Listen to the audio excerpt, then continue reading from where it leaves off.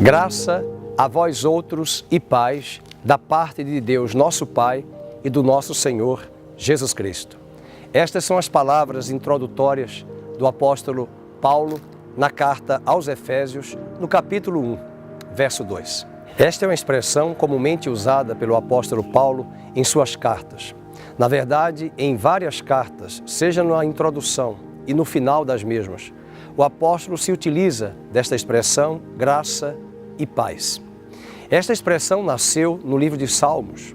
Há uma profecia bíblica que diz que um dia, na nova aliança, a graça e a paz se encontrariam, ou a graça e a verdade se beijariam. Que linda expressão! Muitas vezes temos ouvido nos ambientes cristãos a expressão graça e paz como um verdadeiro jargão evangélico ou cristão. Mas quero desafiar nesse estudo em nossa reflexão. Este é o versículo 2, graça a vós outros e paz da parte de Deus e do nosso Senhor Jesus Cristo. É o verso 2 do capítulo 1 da carta de Paulo aos Efésios. E eu quero perguntar a você, o que é graça? O que é paz? Graça pode ser dita aqui como a raiz, a paz, o fruto.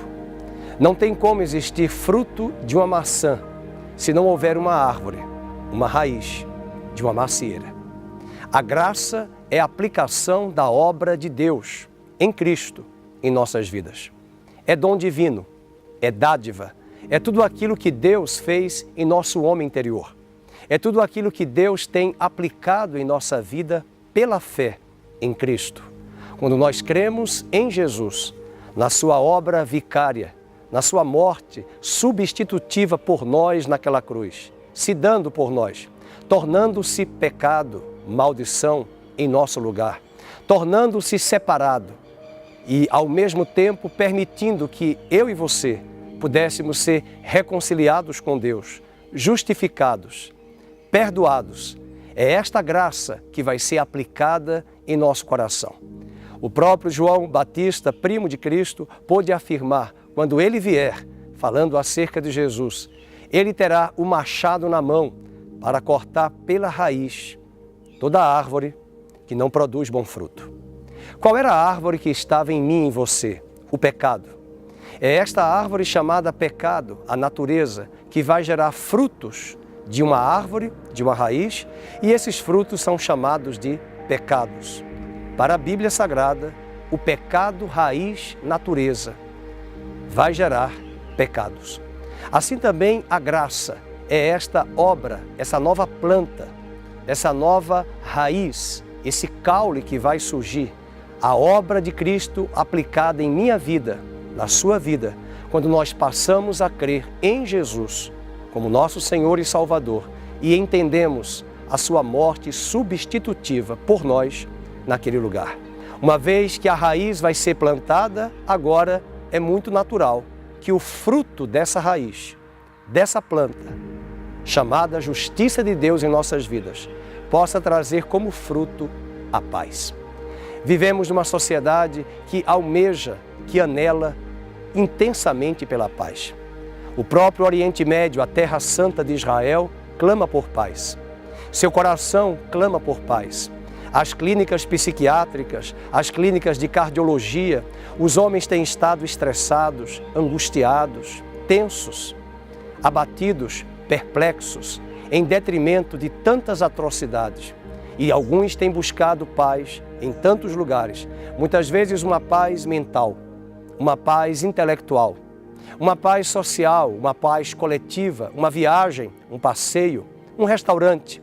Mas a paz que Cristo quer nos proporcionar é algo que será de fato fruto de uma raiz, fruto de uma planta. E quero pensar com você nesta reflexão, neste espaço do Examinando as Escrituras, Efésios, a carta do Novo Testamento, dessa expressão que não é jargão, graça e paz da parte de Deus. A paz de Cristo vai fluir e vai ser uma realidade em sua vida, na medida que a graça de Cristo seja aplicada em nosso coração. É bem verdade que essa graça será aplicada, sim, em um momento singular no dia que o aceitamos. Mas esta graça também vai ser continuamente crescente em nossa vida. E cada vez que o nosso coração é regado pela palavra, pela oração, pela adoração, pela comunhão com Deus e com os irmãos, o estudo da palavra, o examinar da palavra, das Escrituras, a obediência do nosso coração a Deus, nós vamos crescendo, como diz o apóstolo Pedro, em graça. E na medida que crescemos em graça, essa raiz se torna um caule, se torna um tronco, com galhos, com ramos, e o fruto será tão somente a paz. Paulo diz na carta aos Filipenses que a paz de Cristo, que excede todo o entendimento, guarde o nosso coração e o nosso pensamento em Cristo Jesus. Portanto, saiamos daqui com esta lição apreendida, de que, quando ouvirmos a expressão, seja na igreja, seja nas cartas do apóstolo no Novo Testamento, graça e paz, não pense que a mesma é um jargão, mas é uma expressão singular, profunda, que se repete em todos os escritos do apóstolo Paulo, para nos referendar de uma raiz, uma planta e um grande fruto, a graça e a paz, respectivamente.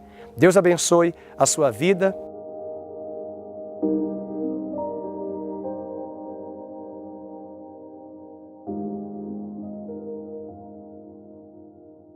Olá, eu sou o pastor Fernando Henrique da Comunidade Cristã Nova Vida. Muito obrigado por compartilhar conosco mais uma mensagem e eu quero convidar você a acessar o nosso site ccnvida.com.br, bem como as nossas redes sociais. Deus abençoe, muito obrigado.